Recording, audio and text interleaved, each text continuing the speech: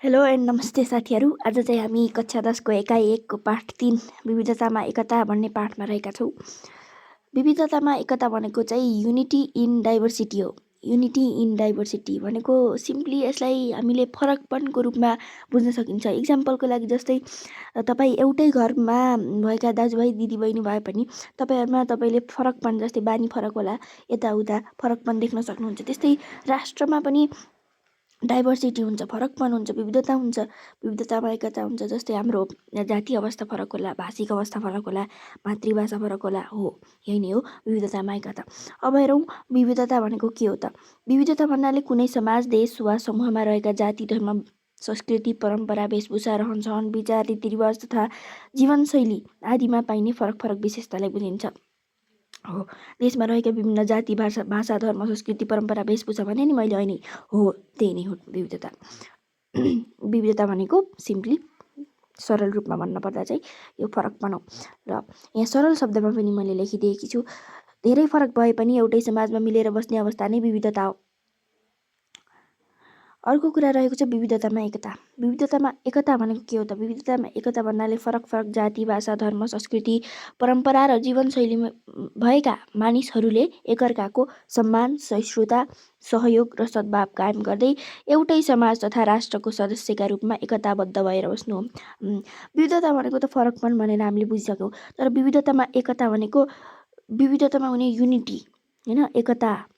Okay, एकता भनेको जस्तै दुई धर्म बीच हुने सहिष्णुता, सहयोग, सम्मान, अनि जाति बीच हुने सम्मान, धर्म, संस्कृति बीच हुने सम्मान, सहयोगलाई नै विविधतामा एकता भन्ने गरिन्छ। नेपालमा चाहिँ विविधतामा एकताको उत्कृष्ट उदाहरण रहेको छ। त्यसैले नेपाल विविधतामा एकताको उत्कृष्ट उदाहरणका रूपमा हामीले लिन सकिन्छ। अब विविधतामा एकताका पनि धेरै महत्त्वहरू रहेका छन्। ती महत्त्वहरूलाई पनि हामीले सम्झिनुपर्ने हुन्छ। पहिलो नम्बरमा रहेको चाहिँ यसले आपसी सद्भाव र भाइचाराको विकास गर्छ।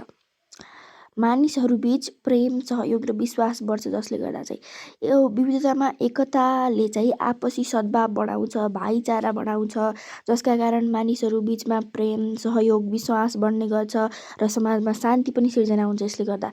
अर्को रहेको छ सहिष्णुता र सम्मानको भावना बढाउँछ।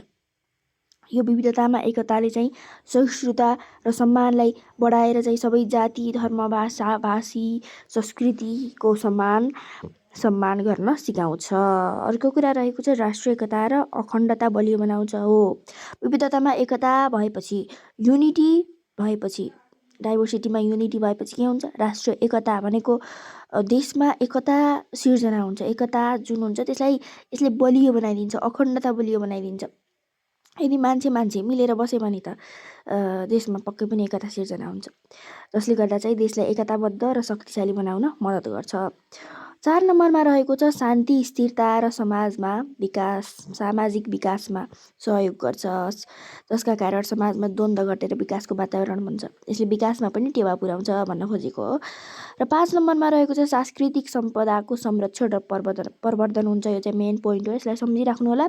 अर्को रहेको छ आर्थिक विकास र पर्यटनमा टेवा पुग्छ। अर्को रहेको छ राष्ट्रिय पहिचानलाई विश्व सामु चिनाउन मद्दत गर्छ।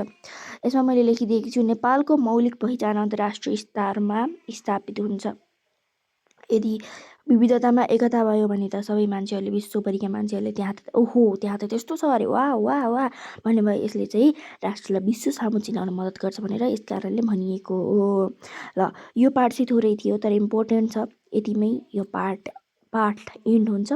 भिडियोलाई लाइक, कमेन्ट र सेयर गर्न नभुल्नु होला। धन्यवाद, नमस्कार।